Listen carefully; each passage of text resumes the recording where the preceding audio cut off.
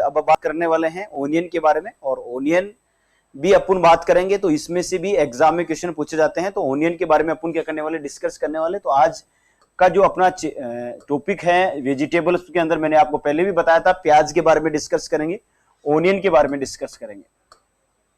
किसके बारे में डिस्कस करेंगे? ओनियन के बारे में। ओनियन के बारे में जब अपन डिस्कस करने वाले हैं तो इसमें अपन सबसे पहले इसका जो वानस्पतिक नाम है वो देखेंगे। क्या देखेंगे? वानस्पतिक नाम। वानस्पतिक नाम के बारे में अपन बात करें तो वानस्पतिक नाम कौन सा होता है? वानस्पतिक नाम देखें तो इसका जो वानस्पतिक नाम होता है वो कौन सा होता है? अपन देखें तो वो होता है एलियम सीपा। कौन सा होता है? Allium cepa. एलियम सीपा इसका क्या होता है? वानस्पतिक नाम होता है। उसके बाद में इसमें अपन बात करें कुल के बारे में, बात करें इसकी फैमिली के बारे में बात करें। किसके बारे में बात करें? फैमिली के बारे में। और कुल के बारे में अपन बात करें तो इसका जो कुल होता है वो कौन सा होता है? वो एलियसी या अमरिडिलियसी। एलियसी होता है। कौन सा होता है? एलियसी। एलियसी इसका कुल होता है, ये आपको पता होना चाहिए। अपन का पहला टॉपिक अपन देख रहे हैं ओनियन के अंदर, और वो क्लासिफिकेशन में वानस्पतिक नाम के बारे में अपन बात कर रहे हैं। उत्पत्ति स्थल यदि आपको पूछे, ओरिजिन स्पेस आपको पूछे, ओरिजिन स्थल पूछे, उत्पत्ति स्थान के बारे में यदि आपको पूछे, उत्पत्ति स्थान के बारे में यदि आपको पूछे,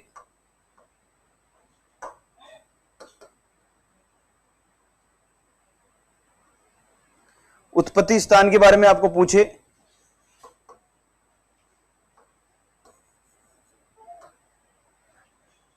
किसके बारे में पूछे आपको? उत्पत्ति स्थान के बारे में। और इसका जो उत्पत्ति स्थान होता है उसका आपको ध्यान में रखना है। उत्पत्ति स्थान कौन सा होता है? उत्पत्ति स्थान के बारे में अपन बात करें तो उसका जो उत्पत्ति स्थान है मध्य एशिया। कौन सा है? मध्य एशिया। मध्य एशिया। अगले अपन बात करें इसमें, और इसके पुष्पक्रम के बारे में बात करें। किसके बारे में बात करें? पुष्पक्रम के बारे में बात करें। और पुष्पक्रम के बारे में अपन देखें तो पुष्पक्रम जो होता है अम्बेल टाइप का होता है। कैसा होता है? अम्बेल टाइप का होता है। अम्बेल प्रकार का इसमें कैसा होता है? पुष्पक्रम होता है। और उसमें मुख्य पोषक तत्वों के बारे में बात करें। किसके बारे में बात करें? मुख्य पोषक तत्वों के बारे में बात करें। मुख्य पोषक तत्वों के बारे में अपन बात करें तो इसमें जो मुख्य पोषक तत्व होते हैं वो कौन से होते हैं? Vitamin B. अपन बात करें विटामिन बी की अधिकता याद रखना। कौन से होते हैं? विटामिन बी होता है। कौन सा होता है? विटामिन बी होता है, और उसकी अधिकता होती है। खाने योग्य भाग के बारे में अपन बात करें। किसके बारे में बात करें? खाने योग्य भाग के बारे में।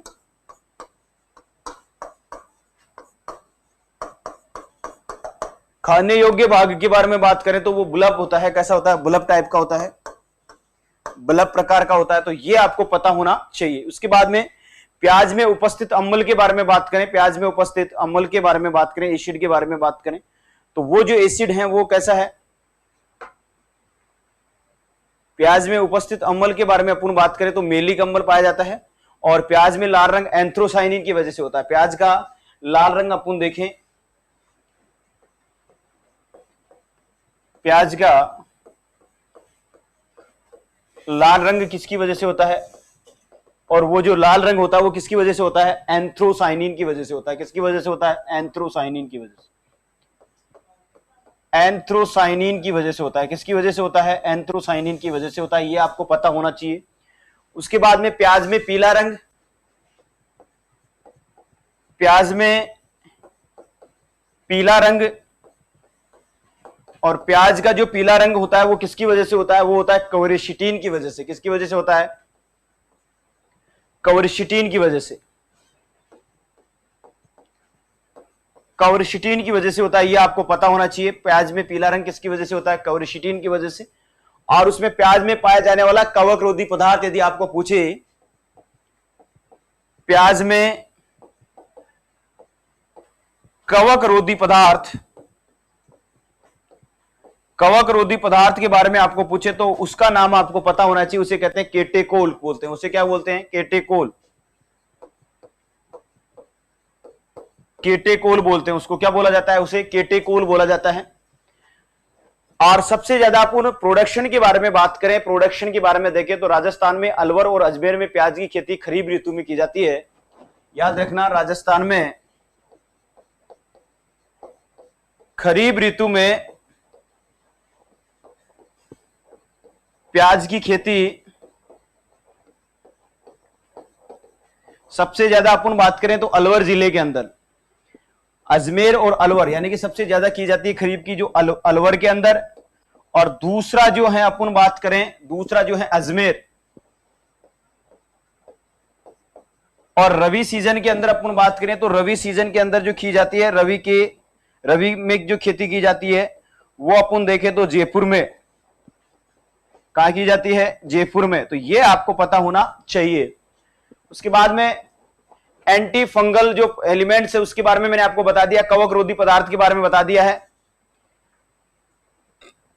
एक राजस्थान में एक जिला है, सिक्कर जिले में, राजस्थान में एक जिला है जिसका नाम है सिक्कर, और सिक्कर में एक जगह फेमस है, उस जगह का नाम है रसीदपुरा।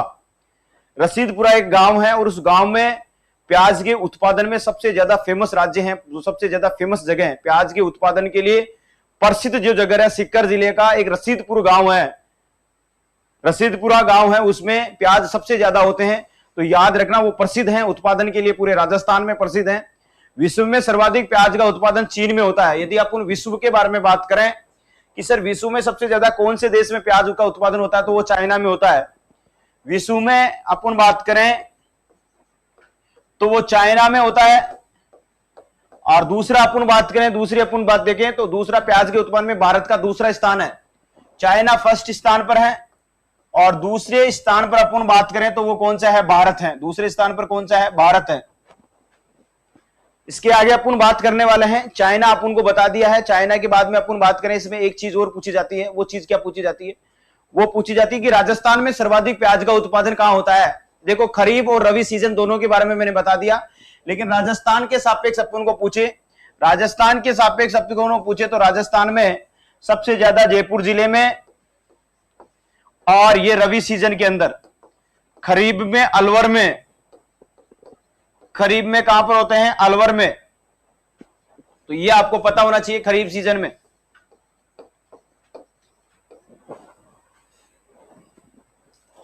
प्याज में जो चरफराट होती है वो किसकी वजह से होती है, प्याज में अपन चरफराट के बारे में बात करें, प्याज में अपन चरफराट के बारे में देखें तो चरफराट एलाइल प्रोपाइल डाइसल्फाइड की वजह से होता है। प्याज में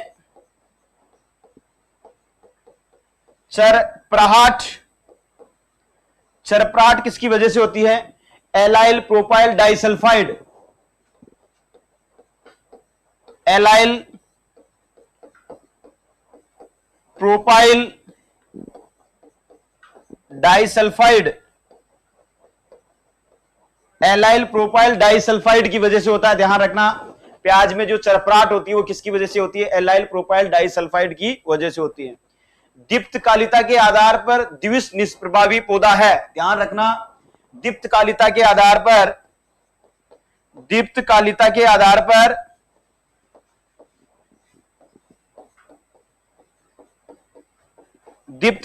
आधार पर ये कैसा है, द्विश निष्प्रभावी पौधा है, दीर्घ द्विश निष्प्रभावी यानी कि लॉन्ग डे प्लांट है ये। याद रखना कौन सा है, लॉन्ग डे प्लांट। उसके बाद में आगे अपन बात करें, प्याज के प्रयोग से लू से, यानी कि जो प्याज जब ज्यादा खाते हैं तो जब अपन बात करें तो लू का टाइम जब होता है, लू यानी कि जून जुलाई, अपन बात करें जुलाई अगस्त के अंदर अपन देखें, या अपन मई जून के अंदर जुलाई अगस्त में लूएं चलती रहती है, तो लूए को उससे बचने के लिए प्याज का सेवन करते हैं, ज्यादा से ज्यादा प्याज खाते हैं। अब आपको पूछे कि इसका प्रोडक्शन के लिए उपयुक्त टेम्परेचर कौन सा होता है, उपयुक्त तापमान के बारे में यदि आपको कोई क्वेश्चन पूछ लिया जाए उपयुक्त तापमान के लिए, तो तापमान याद रखना इसके लिए, यदि तापमान पूछा जाए तो 25 से 27 डिग्री सेल्सियस टेम्परेचर उपयुक्त रहता है। 25 से 27 डिग्री सेंटीग्रेड टेम्परेचर उपयुक्त रहता है। प्याज में पर परागण होता है। प्याज में लिंग सेक्स फोरम जो आनुवांशिक नर बंदे होता है, यानी कि जेनेटिकली मेल स्टेरिलिटी पाई जाती है इसमें। यानी कि अपन प्याज में अगर लिंग रूप देखेंगे और उसका लिंग रूप अपन देखेंगे, जैसे मेल एंड फीमेल पार्ट जो होता है, मोनोसियस और डायोसियस कंडीशन जो होती है जिसको अपन सेक्स फोरम बोलते हैं, वो अपन देखें तो इसमें देखेंगे कि जेनेटिकली मेल स्टेरिलिटी, यानी कि अपन बात करें एक पर्टिकुलर फ्लोर है, उस फ्लोर के अंदर जो लिंग रूप होता है उस लिंग रूप के बारे में आपको पूछा जाता है कि इसमें जेनेटिकली मेल स्टेरिलिटी पाई जाती है। यानी कि इसका फीमेल के अंदर अपन देखें परागकण स्टेबिलिटी नहीं होती है, एबिलिटी नहीं होती है उसमें जर्मिनेशन करने की, उसमें अपन निषेचित करने की। तो ये आपको पता होना चाहिए। यदि आपको लिंग रूप पूछा जाए तो आनुवंशिकी नरबंधता पाई जाती है, यानी कि जेनेटिकली मेल स्टेरिलिटीज में पाई जाती है। प्याज में प्रोटो एंट्री कंडीशन, याद रखना एक चीज और पूछी जाती है, प्रोटो एंट्री कंडीशन। प्रोटो एंड्री, एंड्री शब्द लगा हुआ, यानी कि प्याज में पहले मेल संरचना जो होती है, मेल पार्ट जो होता है, वो मेल पार्ट पहले परिपक्व होता है। कौन सा होता है? पहले परिपक्व होता है। मेल पार्ट पहले परिपक्व होता है, याद रखना। मेल पार्ट क्या होगा? पहले परिपक्व होगा, ये आपको पता होना चाहिए। और जब मेल पार्ट पहले परिपक्व होता है तो ऐसी कंडीशन को प्रोटो एंड्री कंडीशन बोला जाता है। क्या बोला जाता है? प्रोटो एंड्री कंडीशन बोला जाता है। सोयल आपको बात करें, सोयल के बारे में बात करें, प्याज की सोयल के बारे में बात करें तो ब्लोई दोमट मृदा या भुरभुरी मृदा जो होती है, भुरभुरी चिकनी, भुरभुरी थोड़ी काली मृदा, और उसका जो पीएच है वो पीएच मान के बारे में अपन बात करें तो 6 से 6.8 पीएच मान होता है, ये आपको पता होना चाहिए। दूसरी कंडीशन में आपको ओनियन के बारे में यदि पूछा जाएगा तो दूसरा एक क्वेश्चन इस तरीके से भी बनता है कि जब मेल संरचना पहले परिपक्व होती है तो उसे प्रोटो एंड्री कंडीशन कहते हैं। तो बताइए ऐसा कौन सी वेजिटेबल है जिसमें प्रोटो एंड्री कंडीशन पाई जाती है? प्रोटो एंड्री कंडीशन का मतलब होता है कि मेल पार्ट पहले परिपक्व होगा, और जब मेल पार्ट पहले परिपक्व हो रहा है तो ऐसी टर्मिनोलॉजी को, शब्दावली को प्रोटो एंट्री कहते हैं। और पहले यदि फीमेल पार्ट परिपक्व होता है तो उसे प्रोटोगाइनी कंडीशन कहते हैं। तो ये जो चीजें हैं बार बार एग्जाम में पूछी जाती है, तो आपको पता होना चाहिए।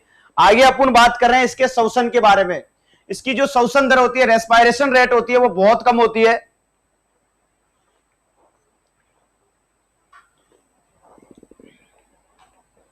ठीक है, आगे एक चीज और पूछी जाती है इसमें कि जब प्याज को अपन भंडारित करते हैं तो भंडारित करते समय लगभग अपन देखेंगे 10 से 15 दिन के बाद में प्याज भंडारित करते समय उसका जर्मिनेशन होने लग जाता है, अंकुरण होने लग जाता है।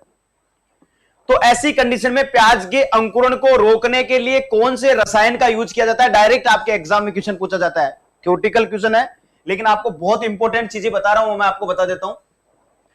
एक ये पूछा जाता है सर मेलिक हाइड्रोजाइड क्या है? MH, और MH का पूरा नाम है मेलिक हाइड्रोजाइड। कौन सा है? मेलिक हाइड्रोजाइड। तो मेलिक हाइड्रोजाइड का ध्यान रखना, यदि अपन मेलिक हाइड्रोजाइड का प्रयोग करते हैं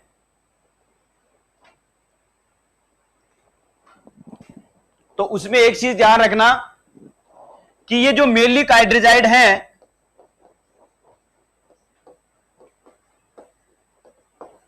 मेलिक हाइड्रोजाइड ये क्या करता है? प्याज में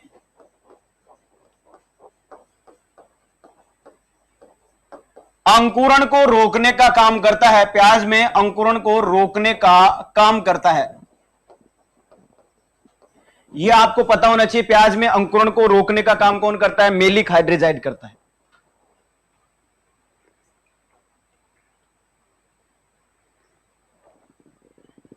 ठीक है, कितने मात्रा लेनी चाहिए इसमें? 2500 ppm मात्रा लेनी चाहिए, 2500 ppm मात्रा लेनी चाहिए। एक तो यह चीज आपको पता होनी चाहिए। और एक चीज और पूछी जाती है, राष्ट्रीय प्याज और लहसुन अनुसंधान संस्थान कहां पर है? राष्ट्रीय प्याज व लहसुन अनुसंधान संस्थान कहां पर है? अनुसंधान संस्थान कहां पर है? और यदि यह पूछा जाए आपको तो ध्यान रखना, नासिक महाराष्ट्र में है। कहां पर है? नासिक महाराष्ट्र में।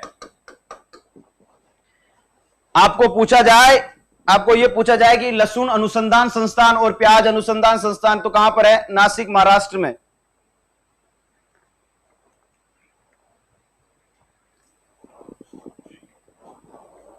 उसके बाद में हाइब्रिड ओनियन के जनक कौन है? तो वो है S.A. जोन्स। S.A. जोन्स को संकर प्याज के पिता कहा जाता है। यानी कि हाइब्रिड ओनियन के बारे में और ओनियन को लेकर आए वो कौन है, उनका नाम है एस ए जोन्स 1925 के अंदर। प्याज में परागकण किसके द्वारा होता है, मधुमक्खी के द्वारा होता है। किसके द्वारा होता है, मधुमक्खी, एंटोफिली टाइप का होता है, यानी कि मधुमक्खी, हनी बी के द्वारा। परागकण के बारे में आपको पूछे तो परागकण किसके द्वारा होता है, मधुमक्खी के द्वारा होता है। तो ये सारी जनरल इंफॉर्मेशन आपको मैं बता रहा हूं जो एग्जाम में पूछी जाती है, बार बार एग्जामों में पूछी जाती है।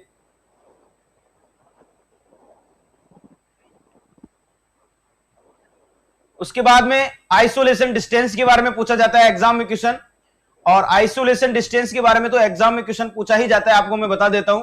और ओनियन के बारे में तो जरूर पूछा जाता है। अगला अपन देखेंगे आइसोलेशन डिस्टेंस, पृथक्करण दूरी।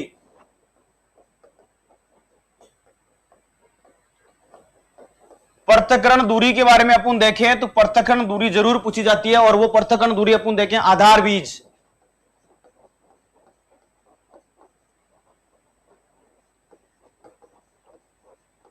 आधार बीज के बारे में अपन बात करें तो वो लगभग 1000 मीटर।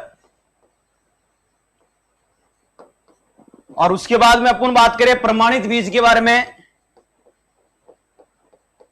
प्रमाणित बीज के बारे में देखें, किसके बारे में देखें, प्रमाणित बीज के बारे में देखें तो प्रमाणित बीज कितना है, 500 मीटर। तो प्याज में पराग निषेचन किसके द्वारा होता है, मधुमक्खी के द्वारा। भारत में कुल सब्जी उत्पादन में प्याज का स्थान पूछ लिया आपको तो दूसरा स्थान, पहला आलू का। सब्जी उत्पादन में फर्स्ट स्थान आता है आलू, पोटैटो।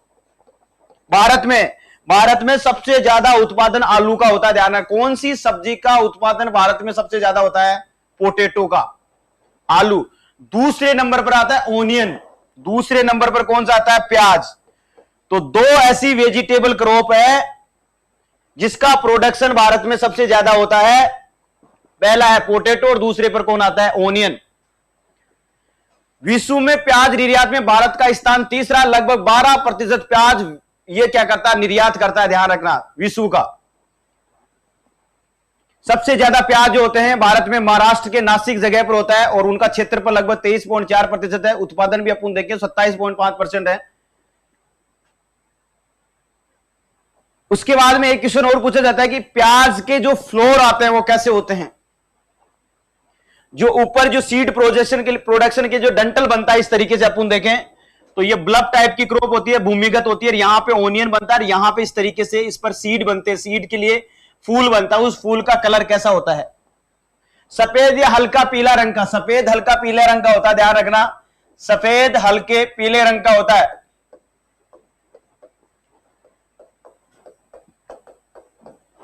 यह आपको पता होना चाहिए। अब ब्लब निर्माण के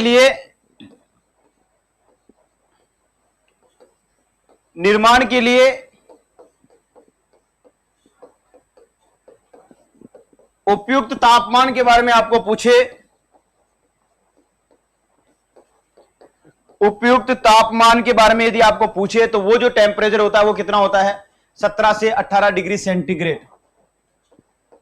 17 से 18 डिग्री सेंटीग्रेड टेम्परेचर होता है, 17 से 18 डिग्री सेंटीग्रेड टेम्परेचर होता है।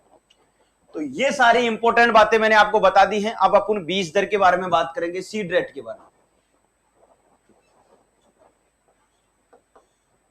बीज दर, बीज दर में सबसे पहले अपन देखेंगे रबी,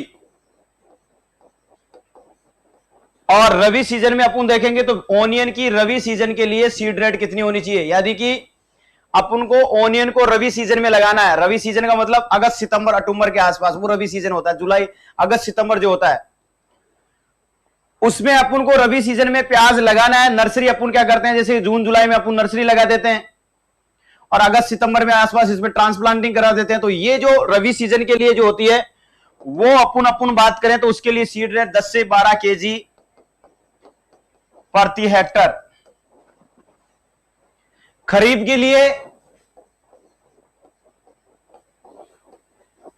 के लिए आपको पूछे तो खरीफ के लिए याद रखना 12 से 15 केजी प्रति हेक्टर। 12 से 15 केजी प्रति हेक्टर। सामान्य नॉर्मल अपन बात करें सामान्य अपन बात करें तो सामान्य का याद रखना 8 से 10 केजी प्रति हेक्टर,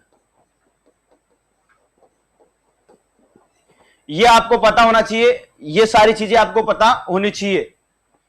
नर्सरी के लिए क्षेत्रफल पूछे आपको, नर्सरी के लिए आपको क्षेत्रफल पूछे,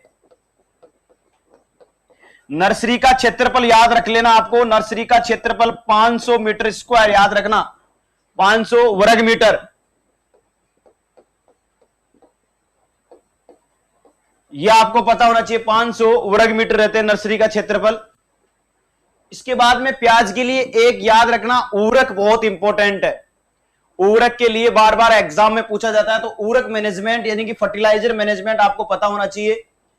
उर्वरक के बारे में, ये उर्वरक जो टॉपिक है, ये उर्वरक मैनेजमेंट के बारे में आपको एग्जाम में जरूर पूछा जाता है ओनियन का। उसमें सबसे पहले देखते हैं नाइट्रोजन, फास्फोरस और पोटास, यानी कि अपन देखें नाइट्रोजन, फास्फोरस और पोटास। तो नाइट्रोजन 100 केजी प्रति हेक्टर यूज करते हैं, अनुपात फास्फोरस 50 केजी प्रति हेक्टर लेते हैं, अनुपात अपन बात करें पोटास के बारे में तो पोटास लेते हैं वही 100 केजी प्रति हेक्टर। तो याद रखना नाइट्रोजन युक्त फर्टिलाइजर, नाइट्रोजन कितनी होनी चाहिए, नाइट्रोजन होनी चाहिए 100 केजी प्रति हेक्टर के हिसाब से, फास्फोरस युक्त 50 केजी प्रति हेक्टर और 100 केजी प्रति हेक्टर क्या चाहिए, पोटास चाहिए। रोपण की दूरी पूछे आपको, प्लांटिंग दूरी पूछे या रोपण दूरी पूछे,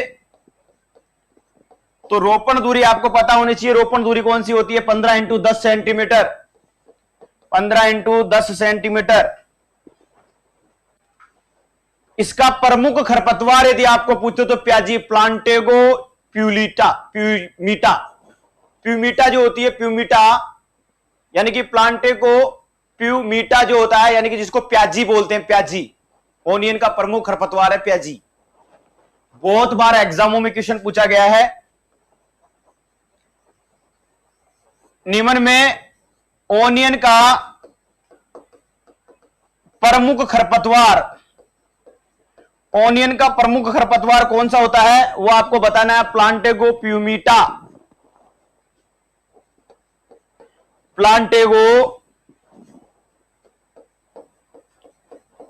प्लांटेगो प्यूमिटा, और इसे क्या कहते हैं, प्याजी बोला जाता है। इसको क्या बोला जाता है, प्याजी। इसके बाद में इसमें एक चीज और पूछी जाती है, जलमांग, 500 से 600 mm जलमांग रहती है इसकी। तो ये इंपॉर्टेंट चीजें, जितने भी इंपॉर्टेंट जनरल चीजें हैं वो सारी चीजें मैंने आपको बता दी हैं ओनियन से रिलेटेड। अब इसकी प्रमुख किस्मों के बारे में अपन डिटेल से बात करने वाले हैं। प्रमुख किस्में कौन कौन सी हैं, उन प्रमुख किस्मों के बारे में अपन डिटेल से बात करने वाले हैं। उसके बाद में इसकी बुआई का देखेंगे और उसके बाद में इसके प्रमुख कीट और रोग के बारे में देखेंगे, और कुछ इंपॉर्टेंट बातें हैं उसके बारे में भी देखेंगे। अब अगला टॉपिक अपना चल रहा है इसकी प्रमुख किस्में।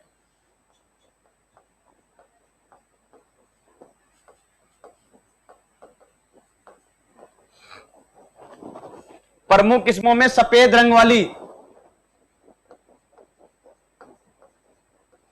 सफेद रंग वाली और सफेद रंग वाली प्याज की किस्म कौन सी है, उदयपुर 102, उदयपुर 102, पूसा व्हाइट राउंड,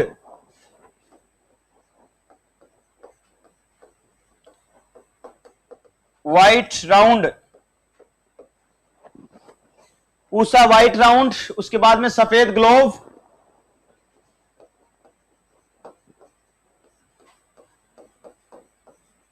सफेद ग्लोब, पीले रंग वाली,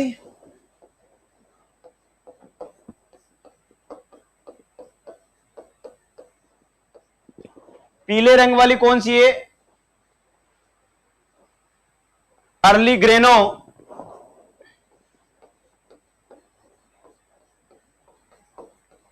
अर्ली ग्रेनो, येलो ग्लोव,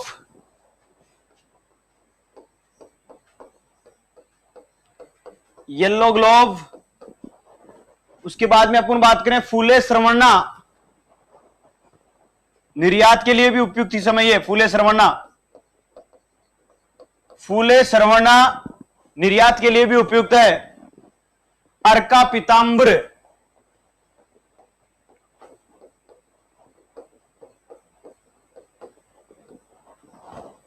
उसके बाद में अपन बात करें लाल रंग वाली, लाल रंग वाली किस्में, और लाल रंग वाली कौन कौन सी किस्में अपन बात करें, नासिक रेड, नासिक रेड, उसके बाद में अपन बात करें पूसा रेड,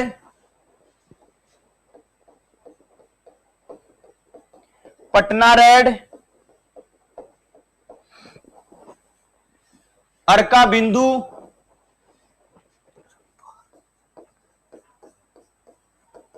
अर्का बिंदु,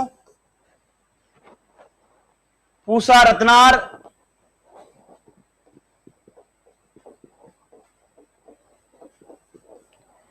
ठीक है। तो ये वेराइटी पंजाब चैन, तो ये वेराइटी है। उसके बाद में agri found dark red, Kalyanpur red और एग्री लाइट रेड। उसके बाद में जो क्वेश्चन पूछा जाता है कि खरीफ, प्याज की खरीफ की मौसम वाली किस्में और प्याज की रबी और खरीफ में उगाने वाली किस्में कौन सी है, ये भी क्वेश्चन पूछा जाता है। तो एक बार आप ये भी कंफ्यूज वाला जो क्वेश्चन है वो पूछ लीजिए, प्याज की खरीफ की मौसम की किस्में, प्याज की खरीफ मौसम की किस्में,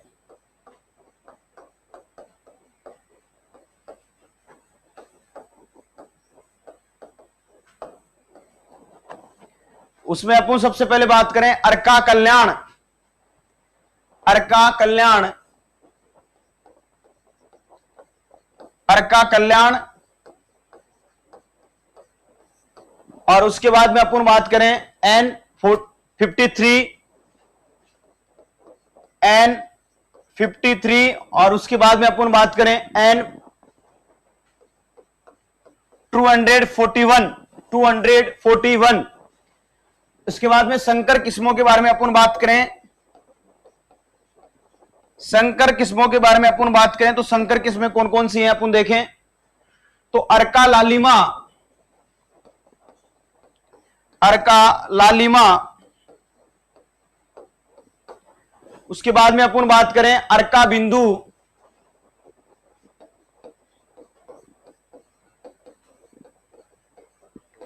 अर्का लालिमा, अर्का बिंदु, अर्का पीताम्बर,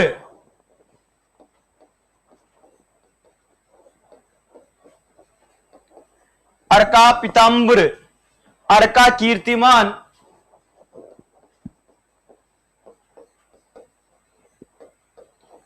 कीर्तिमान, अर्का कीर्तिमान। खरीफ और रबी में उगाई जाने वाली किस्म, खरीफ और रबी में, खरीफ व रबी दोनों में उगाई जाने वाली किस्म,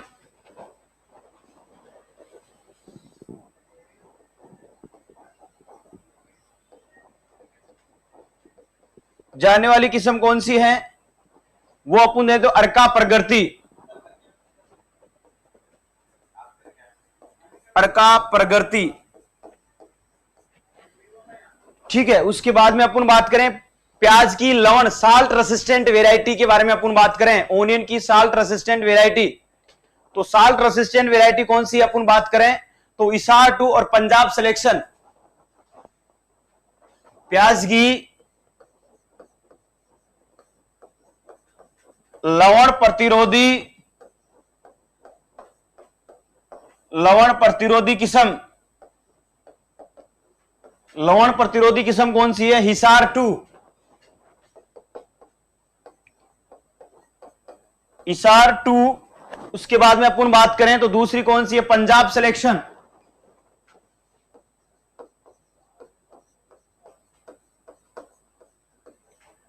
पंजाब सिलेक्शन, ये आपको पता होना चाहिए। तो ये सारी चीजें वेराइटीज के बारे में आपको निर्यात के लिए अपन देखें तो निर्यात के लिए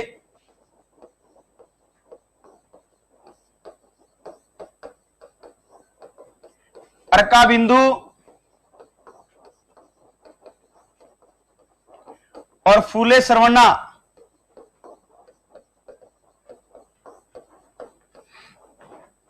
ये आपको पता होना चाहिए। इसके बाद में बुआई का समय अपन देखेंगे, और बुआई का समय कौन कौन सा है उसमें बाद में देखो। बुआई का समय अपन देखेंगे तो बुआई का समय उत्तरी भारत के अंदर रवि सीजन के अंदर अपन देखें, बुआई का जो सीजन देखेंगे उत्तरी भारत में, उत्तरी भारत में, और वो भी रवि सीजन के अंदर जो बुआई का समय है,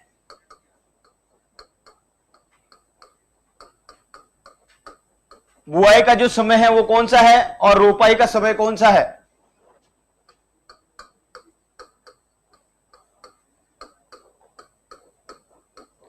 बुआई का समय और कौन सा, रोपाई का समय। तो उत्तरी भारत में रवि सीजन में अपन देखें तो उत्तरी भारत में रवि सीजन में अपन देखें तो बुआई का समय कौन सा होता है, अक्टूबर नवंबर, अक्टूबर और कौन सा है, नवंबर, अक्टूबर नवंबर होता है। उसमें रोपाई का समय होता है दिसंबर जनवरी, दिसंबर जनवरी, यह आपको पता होना चाहिए, दिसंबर जनवरी। उसके बाद में दक्षिणी भारत के बारे में बात करें, और दक्षिणी भारत में अपन देखें तो दक्षिणी भारत के अंदर देखें तो दक्षिणी भारत में दिसंबर जनवरी, और कौन सी है, दिसंबर जनवरी। और उसमें अपन बात करें रोपाई का समय जनवरी फरवरी, जनवरी फरवरी रोपाई का समय। पहाड़ी क्षेत्रों के लिए पूछे आपको, पहाड़ी क्षेत्रों के लिए पूछे आपको तो पहाड़ी क्षेत्रों में ध्यान रखना फरवरी मार्च,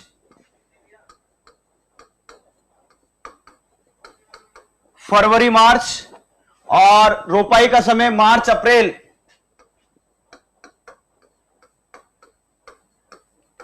मार्च अप्रैल, यह आपको पता होना चाहिए। तो यह बुआई का समय आपको पता होना चाहिए। नर्सरी तैयार होने में समय 6 से 8 सप्ताह लगते हैं, और नर्सरी तैयार होने में समय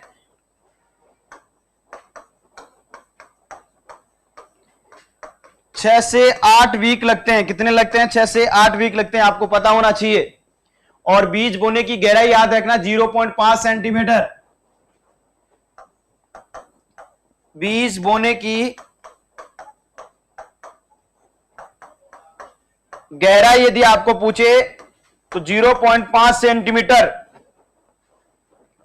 उपज के बारे में यदि आपको पूछे तो उपज याद रखना 300 से 400 क्विंटल प्रति हेक्टेयर उपज पूछे। भंडारण तापक्रम के बारे में पूछे आपको, भंडारण तापक्रम के बारे में पूछे, किसके बारे में पूछे, भंडारण तापक्रम के बारे में, भंडारण तापमान के बारे में पूछे आपको। तो याद रखना भंडारण तापमान जो होता है वो 0 डिग्री सेंटीग्रेड से, याद रखना 0 डिग्री सेंटीग्रेड, और नमी कितनी होनी चाहिए, 70 से 75, 70 से 75% क्या होनी चाहिए, नमी, ओनियन को भंडारण करने के लिए। प्याज का परिपक्वता का सूचांक कौन सा होता है, आपको बहुत बार एग्जामों में पूछा गया है। परिपक्वता सूचांक, परिपक्वता यानी कि मैच्योरिटी इंडिकेटर, सूचक, परिपक्वता सूचक कौन सा होता है। अब आपको मैं बता देता हूं, जैसे प्याज के अंदर इस तरीके से ब्लब होता है, जैसे ये पत्तियां निकलती है, लीफ निकलती है, तो ये मैच्योरिटी स्टेज पे रहता है। तो इसका जो नीचे, इसकी जो पत्तियां होती है वो नीचे की तरफ आने लग जाती है, जिसको नेक फॉल बोलते हैं। उसको क्या बोला जाता है, नेक फॉल, नेक फॉल बोला जाता है, उसको नेक फॉल बोला जाता है। नेक फॉल जो होता है, सॉरी नेक फॉल जो होता है वो परिपक्वता का सूचांक है। इस तरीके से प्याज, ओनियन जब ब्लब होती है ये नीचे की तरफ, भूमि की तरफ गिरने लग जाएंगे। गिरने लग जाएगा मतलब होता है यानी कि प्याज परिपक्व हो रहे हैं, मेच्योर हो रहा है। और उसका जो परिपक्वता सूचांक कौन सा है, नेक फेल है। कौन सा है, नेक फेल। तो ये सारी चीजें मैंने आपको, भंडारण का भी पूछा जाता है और परिपक्वता सूचांक को भी पूछा जाता है। 0 डिग्री सेंटीग्रेड, 70 से 75% नमी रखेंगे, नमी का ध्यान रखना। हाँ, क्योंकि इसमें नमी बहुत कम रखेंगे। नॉर्मल अपन नमी रखते हैं 80 से 85, 85 से 90, लेकिन इसमें जो 70 से 75% नमी रख रहे हैं। उसके बाद में और एग्जाम में इसके कुछ इंपोर्टेंट इंसेक्ट के बारे में पूछा जाता है और कुछ इंपोर्टेंट रोग के बारे में पूछा जाता है। और एग्जाम में क्या पूछा जाता है इसके लिए, इंपोर्टेंट कीट और इंपोर्टेंट रोग के बारे में।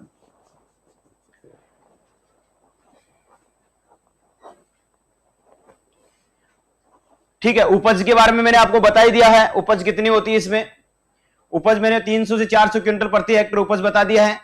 अब अपन बात करेंगे इसके आगे लहसुन के बारे में, लेकिन इसमें कुछ इंपोर्टेंट कीट्स, प्रमुख कीट के बारे में अपन बात करें तो इसका जो प्रमुख कीट होता है वो होता है थ्रिप्स।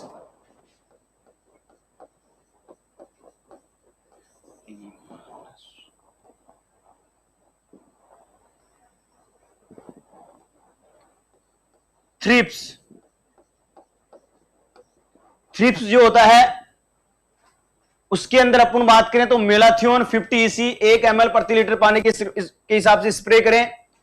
थ्रिप्स क्या करता है, ये जो क्या करता है, ऑनियन की जो पत्ती होती है उसका रस चूसता है, पत्तियों को काटता है, लीफ को काटता है, लीफ को काटने का काम करता है और उसका रस चूसता है। उसके बाद में ये प्रमुख कीट थ्रिप्स ही हैं।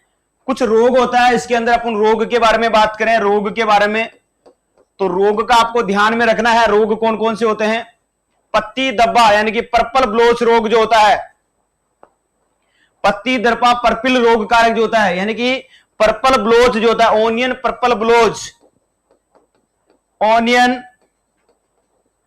पर्पल ब्लोच, यानी कि अपन बात करें पर्पल ब्लोच, ये किसकी वजह से होता है, इसका रोग कारक कौन सा होता है। रोग कारक के बारे में अपन देखें तो इसका जो रोग कारक होता है वो कौन सा होता है, अल्टरनेरिया पोरी, अल्टरनेरिया पोरी, एक तो ये रोग इंपॉर्टेंट इसका। दूसरा रोग के बारे में यदि आपको पूछे तो दूसरा जो रोग है वो कौन सा है, इसमें पत्तियों पर बैंगनी रंग के धब्बे बन जाते हैं, लीफ पर बैंगनी रंग के धब्बे बन जाते हैं, बैंगनी रंग के धब्बे बन जाते हैं, और बैंगनी रंग के धब्बे बन जाते हैं और वो किसकी वजह से होता है, वो वायरस, वो जो बैंगनी रंग के धब्बे बनते हैं वो अपन देखें तो वो जो होता है पर्पल रोग ब्लोच होता है। पत्तियों पर बैंगनी रंग के जो धब्बे बनते हैं वो मुख्य रूप से ये किसका, अल्टरनेरिया पोरी का ही लक्षण है। यस्टर येलो रोग कारक वायरस होता है, कुड़ुआ रोग होता है और वायरस के द्वारा भी इसमें रोग होते हैं। उसके बाद में पर्पल ब्लोच रोधी किस्में कौन सी है, नासिक रेड और अर्का कल्याण, मुख्य रोग यही है। तो इसके प्रतिरोधी किस्में आपको पूछ ले, प्रतिरोधी किस्मों के बारे में यदि पूछ ले आपको तो इसके प्रतिरोधी किस्में कौन सी है तो आपको पता होना चाहिए आपको पता होनी चाहिए कौन सी है, नासिक रेड और अर्का कल्याण, नासिक रेड और अर्का कल्याण।